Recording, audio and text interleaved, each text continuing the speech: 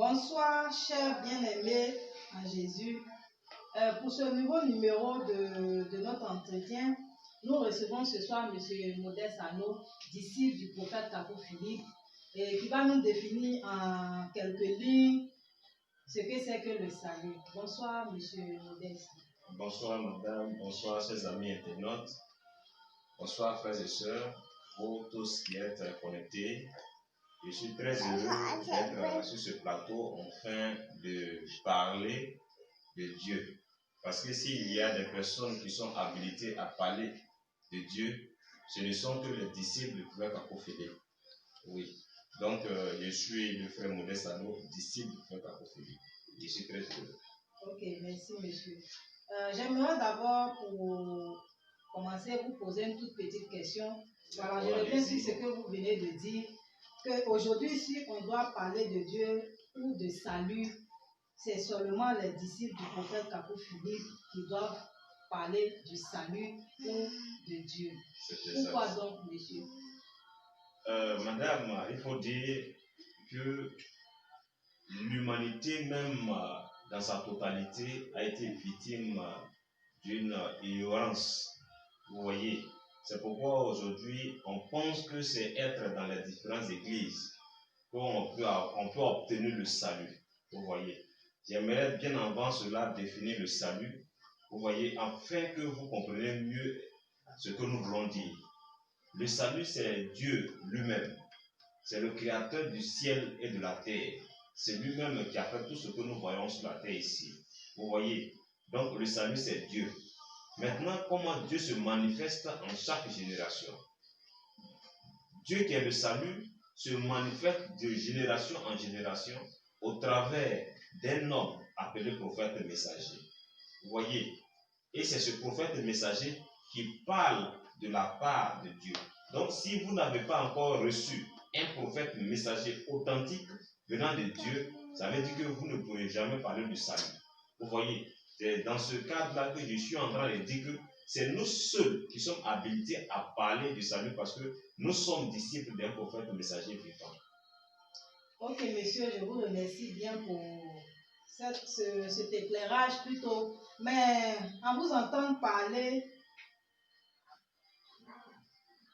j'ai comme dans l'esprit que vous, les disciples du prophète Kakou Philippe, vous êtes les seuls à savoir voilà, ce qui se passe réellement dans la Bible. Alors que nous, étant évangéliques, bon, je parle au nom de tous les religieux, étant évangéliques, catholiques et autres, nous savons par la Bible que lorsque le Seigneur Jésus-Christ est venu sur la terre, c'est pour sauver l'humanité. Et son sacrifice sur la croix a tout accompli. Alors, lorsque vous nous dites encore aujourd'hui que le salut, c'est par la bouche d'un prophète et que le salut, c'est le prophète Kakou Philippe, votre prophète, qui définit le salut, alors là, monsieur, vous ne comprenez pas bien ce que on ne comprend pas, franchement. Ok, c'est parce que j'ai dit d'entrée de jeu que l'humanité, dans sa totalité, est victime d'une ignorance spirituelle. Vous voyez, c'est pourquoi vous pensez que de votre position, vous pouvez parler de Dieu. Vous pensez que de votre position, vous pouvez parler du salut. Vous voyez, c'est l'ignorance spirituelle.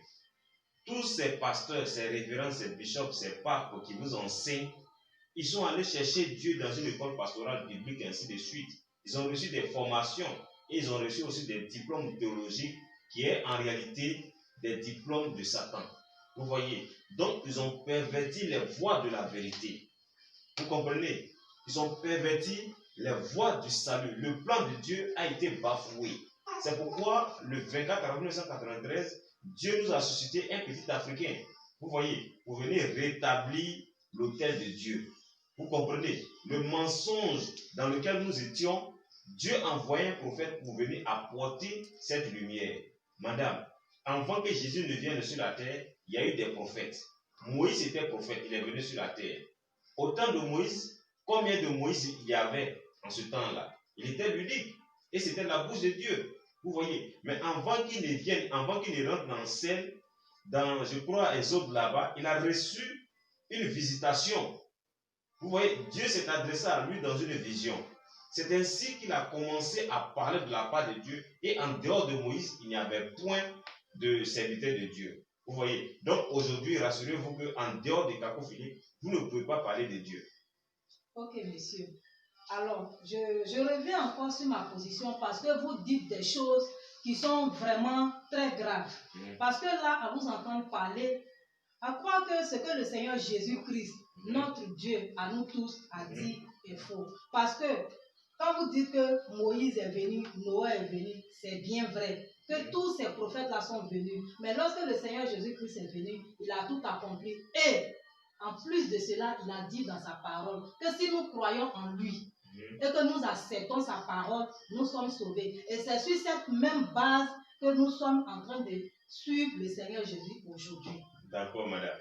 Moi, je ne savais pas que pour croire en Jésus-Christ, il faut simplement croire à une Bible. Exactement, monsieur. Parce que c'est ce que la Bible dit. Et c'est ce que Jésus dit dans la Bible. C'est horrible, en fait. Vous voyez, vous vous confiez en la Bible, en un livre saint. Or, ceux de l'époque de Jésus ne sont pas confiés en des livres saints, mais se sont confiés en Jésus, qui était un homme vivant sur la terre. Vous voyez, Jésus a établi 12 apôtres. C'était des hommes vivants. Et les gens ont cru en eux pour avoir la vie éternelle. Quand Jésus dit allez partout, faites des nations des disciples, mais c'est parce que Pierre était devant lui. C'est parce que Jacques était devant lui. C'est parce que André était devant lui. C'est pourquoi il pouvait dire allez partout et faites des nations des disciples. Mais est-ce que s'il n'y avait personne devant lui, il allait dire ça? Mais aujourd'hui, vous êtes d'accord avec moi que Jésus n'est plus dans ce monde. Vous voyez, il n'est plus dans ce monde. Comment il peut vous envoyer quelqu'un qui n'est pas dans le monde? Il va vous envoyer comment? Monsieur Modèle, sa parole qu'il nous a laissée est toujours vivante. Et nous marchons toujours sur cette parole et sur cette promesse qu'il nous a faite. Parce que quand il dit allez partout, faire des nations mes disciples, c'est cette même parole qu'aujourd'hui nos pasteurs, nos bishops, nos évangélistes sont en train de nous vos pasteurs là même qui les a établis. C'est le Seigneur Jésus. Ah bon? Oui, monsieur. Donc Jésus a établi quelqu'un qui n'a pas connu.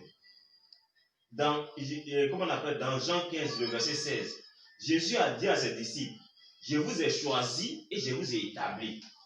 Et dans Matthieu 10, le verset 1, on connaît tous les 12 disciples de Jésus. Il y a eu les Pierre, les André, les Jacques, ainsi de suite. Il les a choisis et il les a établis. Mais vos pasteurs, vos révérends et bishops et autres là, qui les a choisis et qui les a établis? Donc, monsieur Miodel, si je comprends bien, pour parler de Jésus ou bien pour faire l'œuvre de Jésus, c'est seulement un prophète messager, comme vous le dites. Je vais vous rappeler cela. C'est pourquoi Jésus, sachant cela, il a dit dans Matthieu 23, 34 à 35, je vais vous envoyer des prophètes. Pourquoi il a dit cela? Est-ce que c'est une parole vaine? Non. Il a dit, il va vous envoyer des prophètes. Parce que selon Amos 3, le verset 7, il a dit que Dieu ne fera rien sur la terre qui ne révèle ses secrets à ses certains les prophètes. Donc, si vous voulez rentrer dans la promesse, c'est de croire en celui que Dieu a envoyé pour vous. Donc, aujourd'hui, Dieu a envoyé le prophète Kakou Philippe pour que vous aussi, vous soyez disciples d'un prophète vivant et que vous aussi, vous puissiez discerner le Fils en ce prophète-là qui est l'équation de votre temps, afin que vous soyez sauvés. Vous voyez, si Dieu a envoyé des prophètes aux générations passées, les gens ont cru en Moïse pour être sauvés. Les gens ont rejeté Moïse aussi pour aller en enfer. Et vous, en votre temps, c'est un livre saint, un gros livre saint que Dieu va vous envoyer pour que vous soyez sauvés après lecture.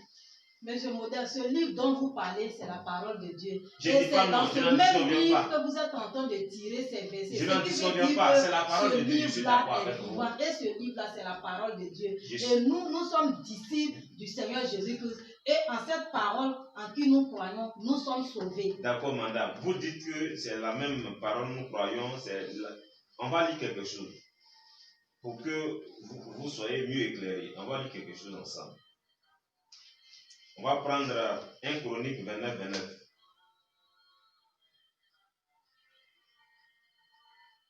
Rapidement, 1 Chronique 29, 29. Voilà. Écoutez très bien. Il dit, et les actes du roi David, les premiers et les derniers, voici, ils sont écrits dans le livre de Samuel, le voyant. Vous savez que Samuel est un prophète? Oui, monsieur. Voilà. C'est aussi ce que Samuel a dit, C'est la parole de Dieu. Ok. Le voyant. Et dans le livre de Nathan. Nathan, c'est un prophète. Oui, mais on dit, Dieu a parlé. Et Nathan a écrit cela dans son livre. C'est aussi la parole de Dieu, non? Mais où est le livre de Nathan?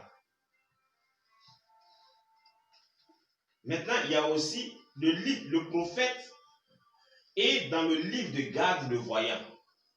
Où est le livre de Gad? C'est aussi la parole de Dieu qui est écrite dans le livre de Gad. Vous avez besoin de ça aussi pour que vous soyez sauvés. Or, vous n'avez pas le livre de Gad, de Nathan, de Jacha, de Shemaïa, et ainsi de suite. Vous croyez encore au juste.